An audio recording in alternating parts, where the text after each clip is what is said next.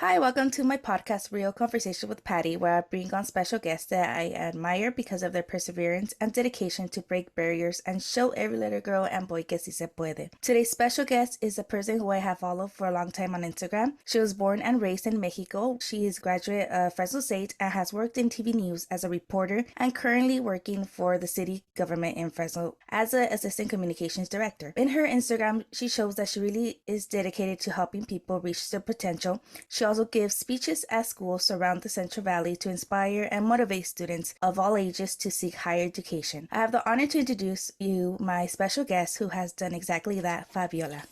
Welcome, Fabiola.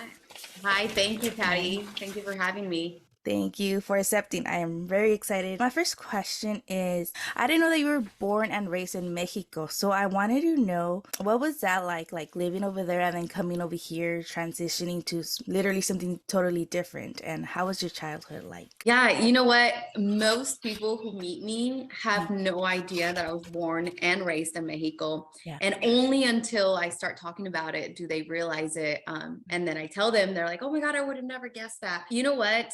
At the end of the day, being here in America has been one of the biggest blessings of my life. I know that a lot of times it sounds cliche when people talk about the American dream and coming here and achieving amazing things. But in truth, reality, for those who are born and raised over there, the options of what you can do are very limited. To tell you the least, if I didn't come to America and have an education and, pursued a career, the most likely life I would have would be I would be a mom of, kids and stay-at-home wife and probably even struggling to get by. So it's been a rewarding thing to be able to come to the United States.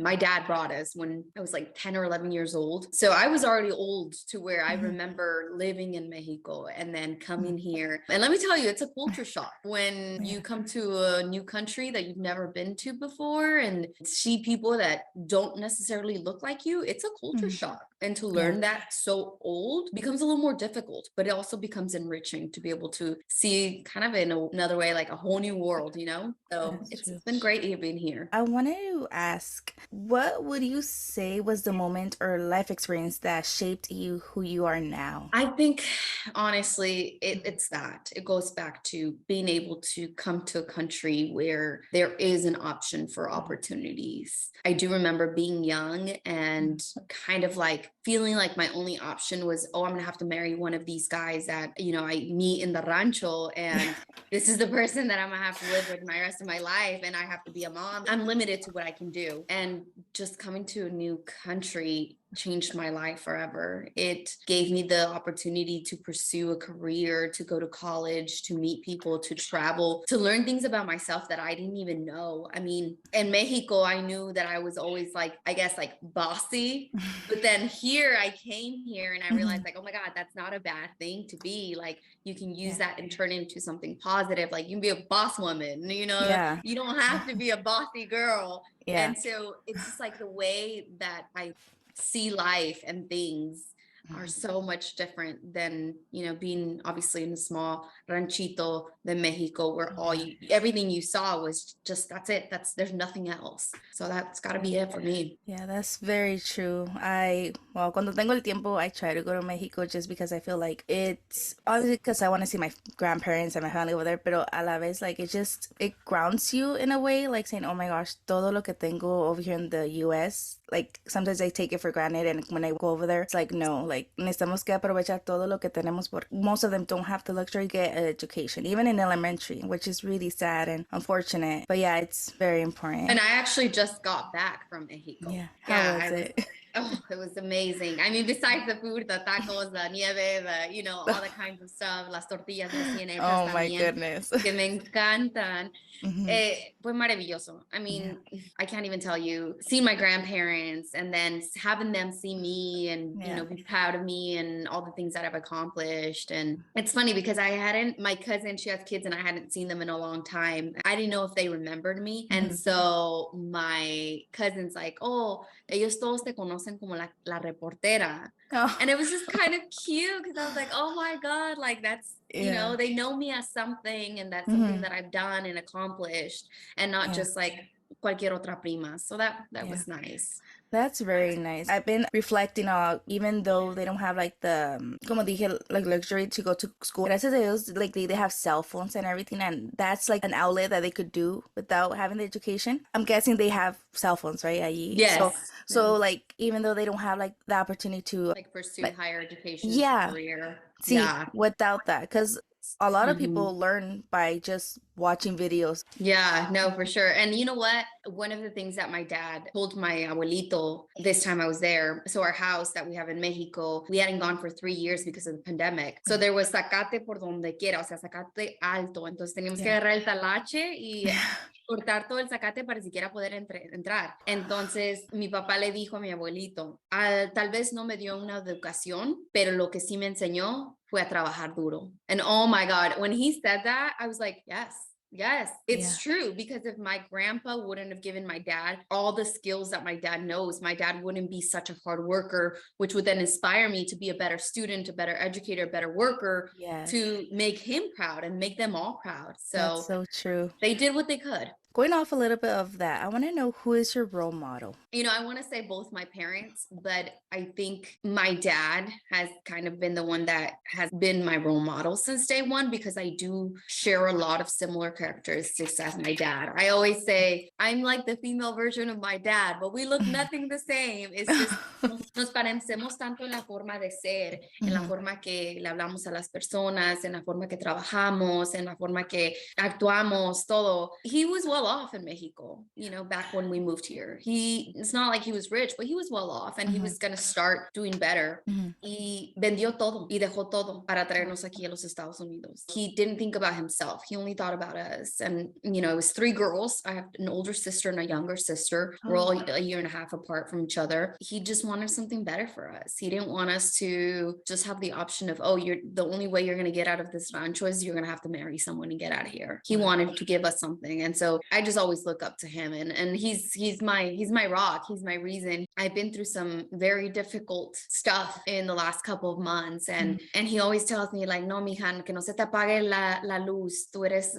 grandiosa, tú sabes trabajar, tú eres independiente. Mhm. Y honestamente, I aspire to be just as amazing as he is one day. I feel like it's very important for parents to, and us, para que ellos nos digan como palabras de, Como de aliento. sí, de aliento. Yeah, like if nosotros nos chicopalamos, ellos nos pueden ayudar. And I feel like that helps so much, especially since we're also like navigating through life as in here, first generation. I feel like them telling us, échale ganas, and like how you were saying what he would say to you, I feel like it's so important. I'm really happy that you aspire to be like him, and he has helped you throughout a lot. My next question is, what was your dream as a child? It changed, obviously, because I lived in Mexico for a little bit, and then I came here, and it's like my whole life changed completely. I guess when I was in Mexico, I didn't really, I try to think back all the time about like, well, what did I want to be when I was little? And I can't think of anything, because I guess I no tenía la esperanza de que podría hacer algo, y tampoco no sabía que podía hacer algo. Entonces cuando estaba chiquita no había that aspiration or goals or what do you want to be when you grow up? There was no such thing as that. So it kind of all started when I came here to the United States and realized que habían oportunidades, que podías hacer algo, que podías ir al colegio, que podías estudiar. I always thought that I wanted to be a lawyer because I always wanted to defend my side, and I always wanted to defend other people. But I think it was just my way of, because when I first came to the United States, I picked up English a little faster than most people. And I remember when I went to get mi ciudadanía, when I became a citizen of the United States, there was a family who was trying to get their citizenship, but they didn't speak any English, and they were struggling. And I remember like stepping in, like I barely even knew any English myself, but I was willing to help. And I think ever since then, I was like, oh my God, like me knowing both languages can be good so I can help people. So I always wanted to be a lawyer. That never happened. I think life took me different routes, but to this day, I use my knowledge of speaking 2 languages to help people any way I can. Maybe not defending, but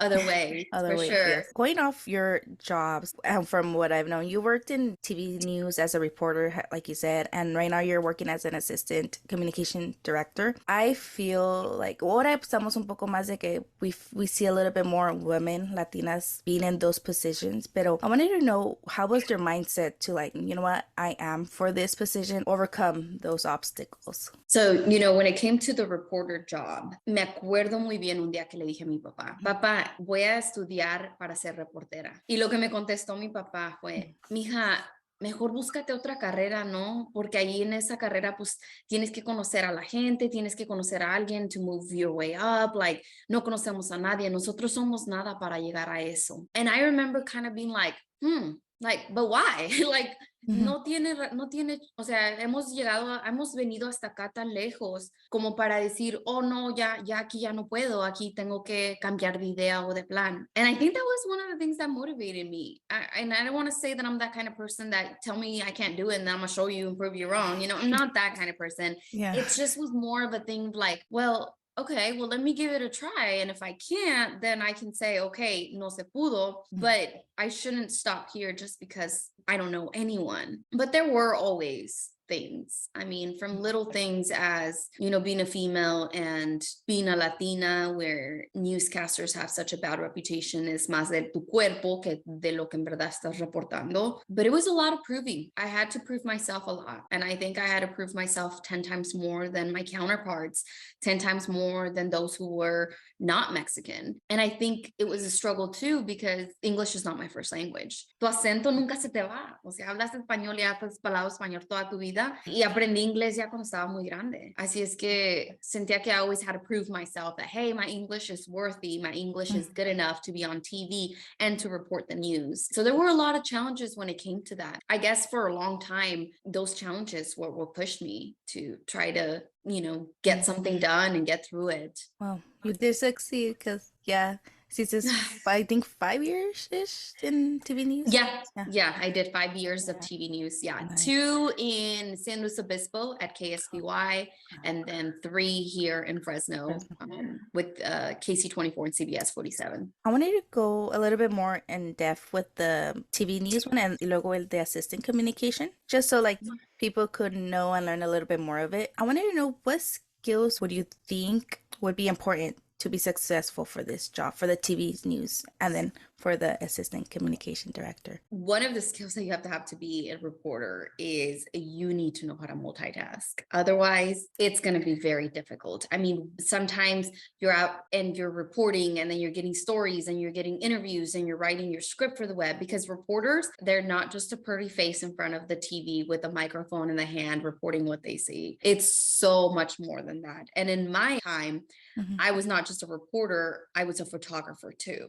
because I got a double degree in college to be not just a journalist, but also a multimedia person. So it's like I had both degrees. So I had to do both. So one, you have to know how to multitask, and you got to be multi-talented in the fact that you got to be able to write, read, report, do videos, edit, graphics. I mean, there's just so much you have to really know how to do. Another skill is you just got to be flexible, because you might think you're doing one story one day and then something happens and you get switched. I mean, there was so many times when I was wearing a pretty dress and heels thinking I was going to go to a little meeting and, cover fast.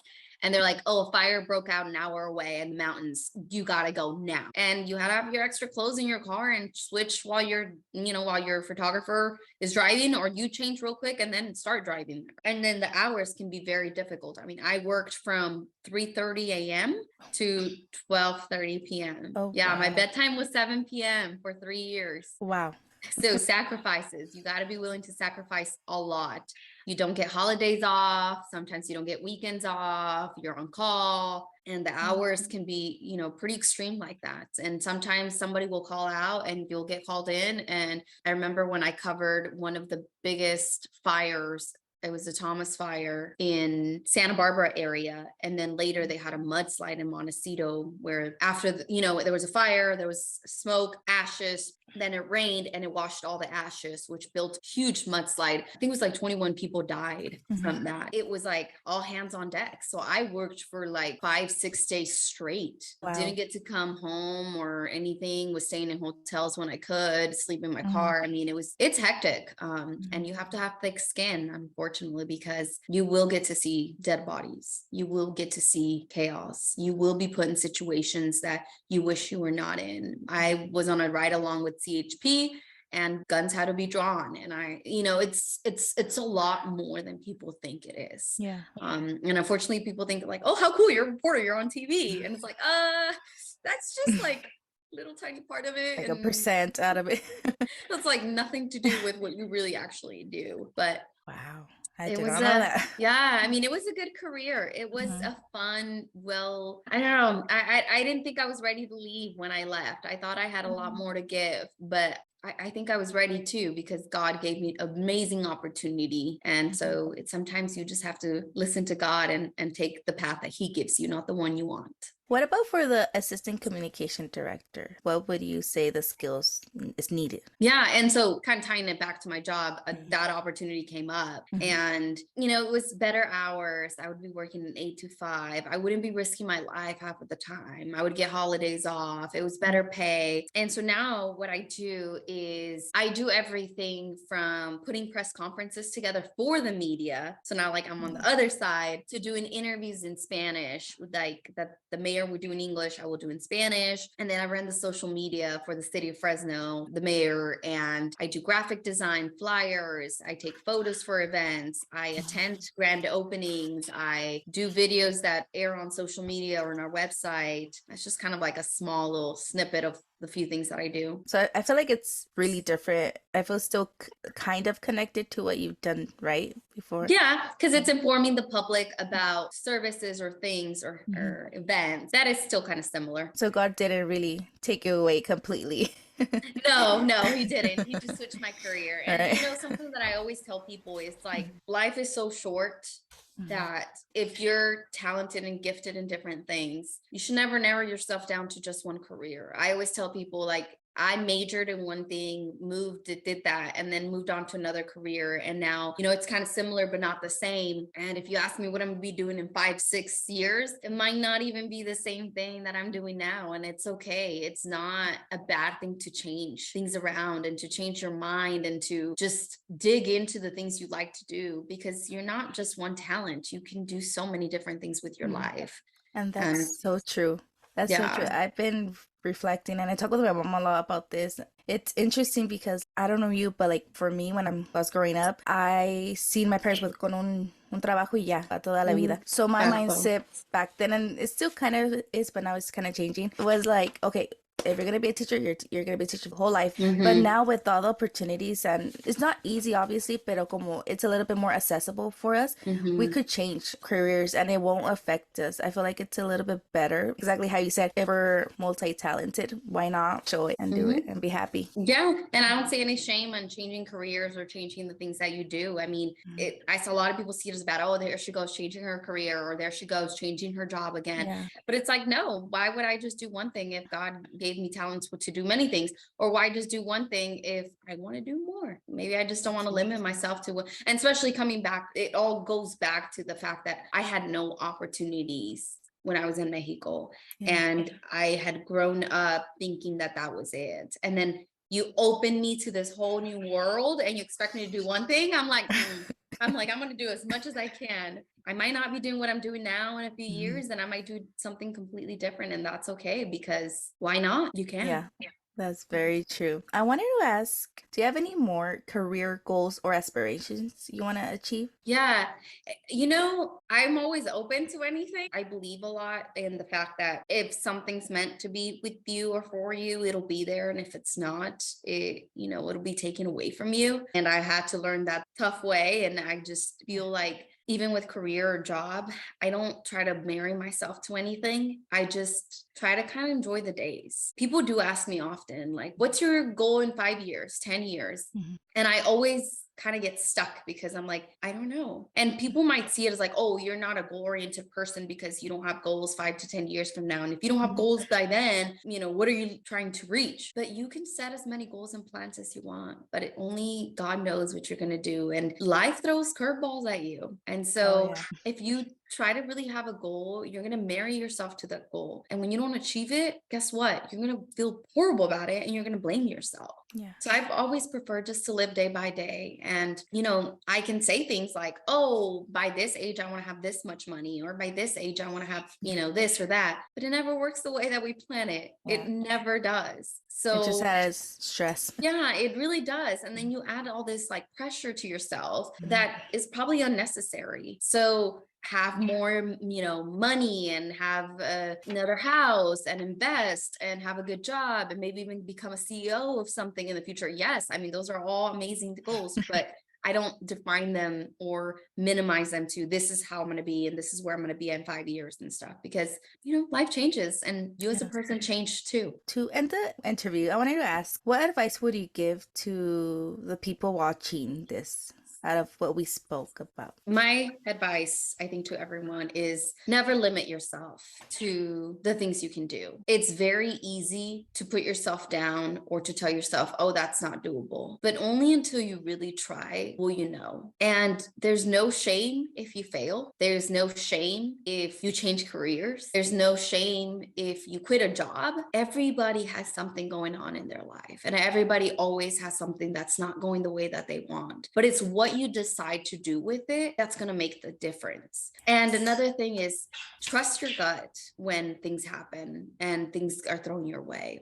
Sometimes for a really long time, I ignored a lot of things in my life that I shouldn't have been ignoring. It's put me in a situation that now I'm like, wow, if I would have listened to all these gut feelings, years ago, my life would have been different. So you yourself know, and you yourself gives you that guidance of what you should do when you're making a decision, where you should go, what's right for you. I think we just try to question ourselves because we're unsure and we want someone to give us reassurance, but sometimes the reassurance is really within ourselves. And the last thing, just enjoy the little things in life. And I think I'm starting to do that a little bit more, especially with this trip that I went with my abuelitos, hung out with them. I was taking shots with my abuelito who was so excited. It's the simple little things that have really made a difference. Long story short, I just last couple months lost a relationship that I had been in for 8+ years. And it's been the most difficult thing that I've had to go through in my life. And it's, even though it's horrible and it's tough, it's taught me to enjoy the little things, to enjoy the little times, to enjoy what I have in my life and around me. I think that's what life's all about. And at the end of the day, when the time comes, you're not going to take anything else but the memories and the moments in your mind. So it's just best to just enjoy the little things now. Thank you, Fabiola, for taking your time and being part of my podcast. It really means a lot. And I know this conversation will help others continue fighting on and making their dreams come true, porque si se puede. Thank you for watching and listening to my podcast, Real Conversations with Patty. I'll see you guys on the next. Bye, guys.